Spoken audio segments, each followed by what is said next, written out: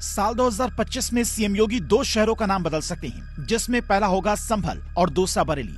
बरेली का नया नाम क्या होगा, इसे समझने के लिए वहां के हालात को समझना होगा। ये तस्वीर उस दिन की है जब पूरा देश नए साल का जश्न मना रहा था। वहां के एक मंदिर और दरगाह के पास तब भयंकर हंगामा चल रहा था। पहला मामला कोतवाली थाना क्षेत्र का है, जहां मां दुर्गा के मंदिर की दीवारों पर 3 दिन पहले कुछ लोगों ने या अल्लाह और 786 लिख दिया, जिससे लेकर बड़ा बखेड़ा खड़ा हो सकता था। पर गनीमत रही कि पुलिस ने समय रहते वहां पर पहुंचकर हालात को संभाला और दीवार पर लिखे शब्दों को मिटा दिया।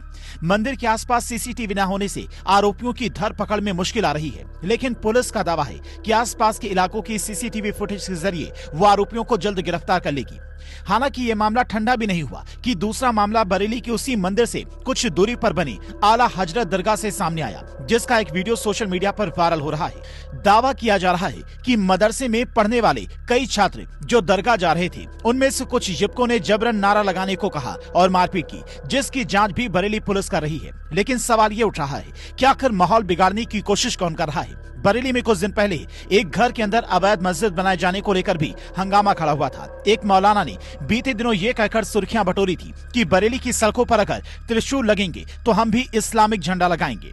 तो क्या ये सारी घटनाएं योगी सरकार को सख्त एक्शन लेने पर मजबूर कर रही हैं? फिलहाल बरेली के एसएसपी अनुराग आर्य हैं, जो मऊ में पोस्टिंग के दौरान मुख्तार के अवैध निर्माण पर बुलडोजर भी चला चुके हैं। ऐसे में इनके रहते किसी भी प्लानिंग की साजिश रचने वालों का अंजाम क्या होगा, आप अंदाजा लगा लीजिए। भले ही कोई हाथों में पत्थर ना उठाए, लेकिन योगी सरकार के संभल की तर्ज पर बरेली की खुदाई जरूर करवा सकती है, क्योंकि बरेली को नाथ नगरी भी कहा जाता है। यहाँ महादेव के 7 प्राचीन मंदिर हैं, जिनमें अलखनाथ मंदिर, त्रिवटी नाथ मंदिर, बाबा बनखंडी नाथ मंदिर, गोपेश्वर नाथ मंदिर, तपेश्वर नाथ मंदिर, मढ़ी नाथ मंदिर और श्री पशुपति नाथ मंदिर है।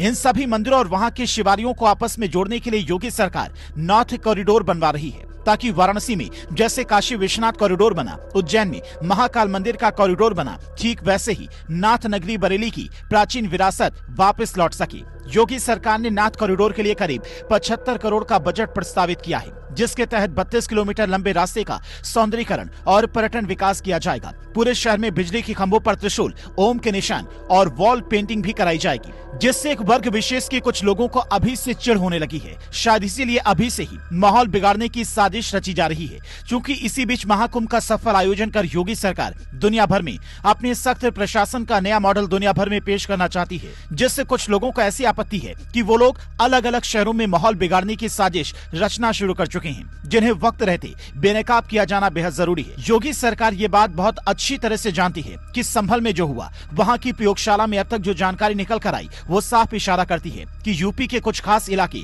जिन्हें हर सरकार में संवेदनशील कैटेगरी में रखा गया, वहां की सुरक्षा व्यवस्था को चाक चौबंद करना होगा। और जहां भी मंदिरों को हटाकर मस्जिदों और दरगाहों की संख्या बढ़ाई गई है या फिर ऐतिहासिक इमारतों पर कब्जा किया गया है, उसकी सच्चाई खुदाई के जरिए बाहर लानी होगी, ताकि लोग ये समझ सके कि संभल कभी सत्यव्रत नगर हुआ करता था और बरेली कभी नाथ नगरी के नाम से प्रसिद्ध थी। हो सकता है कि सीएम योगी नए साल की शुरुआत में ही इन दोनों शहरों का नाम बदल दें, या फिर पहले खुदाई से सच्चाई निकलवाएं, फिर जनता से ही खुद नामों का सुझाव मांगे।